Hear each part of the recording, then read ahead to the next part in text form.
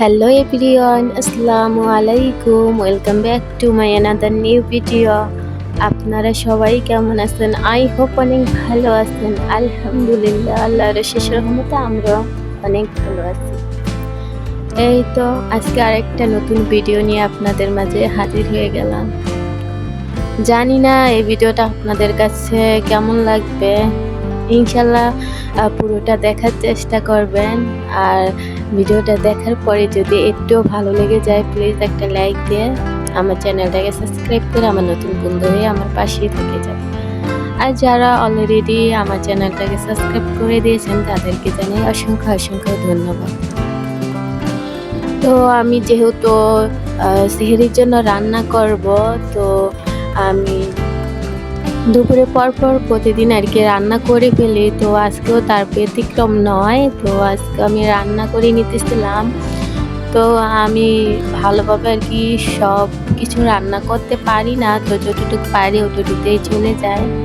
তো এখানে আমি পোলাও রান্না করে নিতেছিলাম।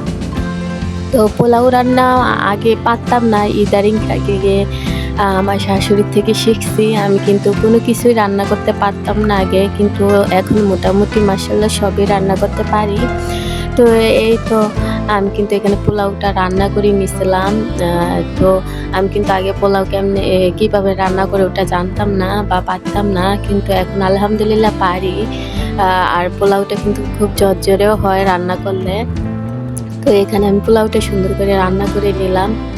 একটা জিনিস কি জানেন, মানুষ জন্ম থেকেই কোনো কিছু শিখে আসে না।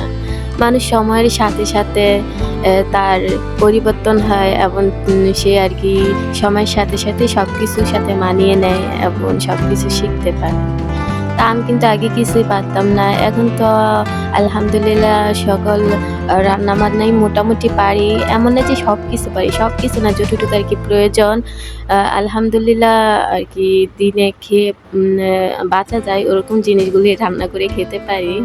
এতটুকুই আলহামদুলিল্লাহ যে এখন আমি পারি। আগে কিন্তু তেমন কিছু রান্না করতে পারতাম না। হয়তো বা একদিন হলুদ বেশি হলে আরেকদিন লবণ কম হতো, বা একদিন জল বেশি হলে বা আরেকদিন জল একেবারে কম হয়ে যেত। এই তো সময়ের সাথে সাথে সব কিছুই আর কি পরিবর্তন হয়। তো এই তো সময়ের সাথে সাথে সবই ধাপে ধাপে শিখে নিতেছি।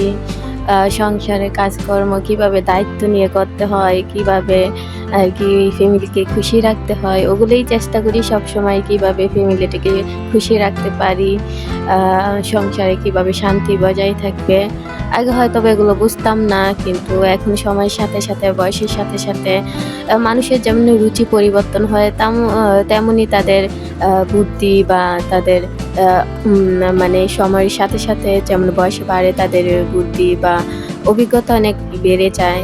তো আমার থেকে বয়সে যে বড় অবশ্যই সে আমার থেকে একটু হলেও অভিজ্ঞতায় বড় হবে, যেহেতু সে আমার থেকে কিছু বছর হলো সে আমার থেকে পৃথিবীতে বেশি ছিল। তো সে হয়তো বা পৃথিবীর অভিজ্ঞতাটা তারও আমার থেকে একটু বেশি হবে। তো আমি মনে করি যে সময়ের সাথে সাথে মানুষের রুচির সাথে সাথে তার ব্যবহার আচার সব কিছুই তার পরিবর্তন হবে।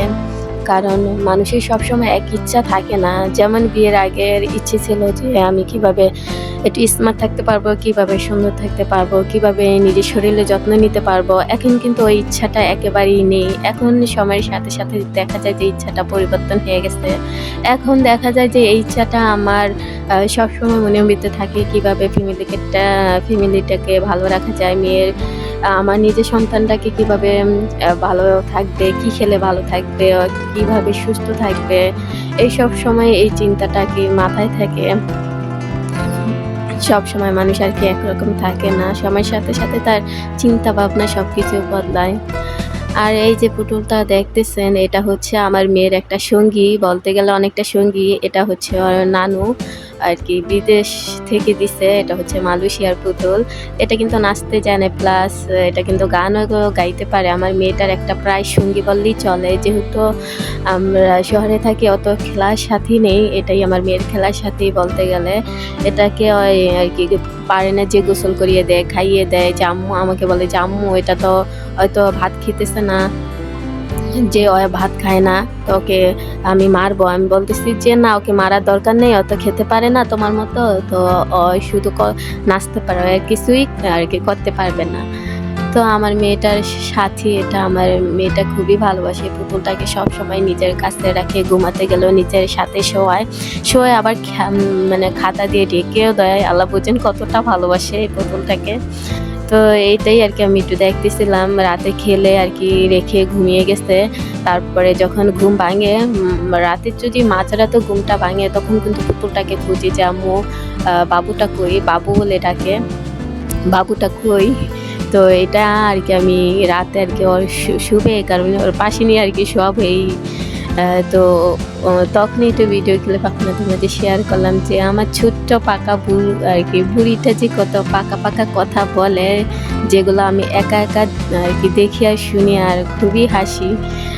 তো আপনাদের মাঝে একটু শেয়ার করলাম। তো ভিডিওটা আজকে আর বড় করতে চাইতেছি না, আজকের মতো ভিডিওটা এই পর্যন্তই। নতুন কোনো ভিডিওতে দেখা হবে। আল্লাহ হাফেজ।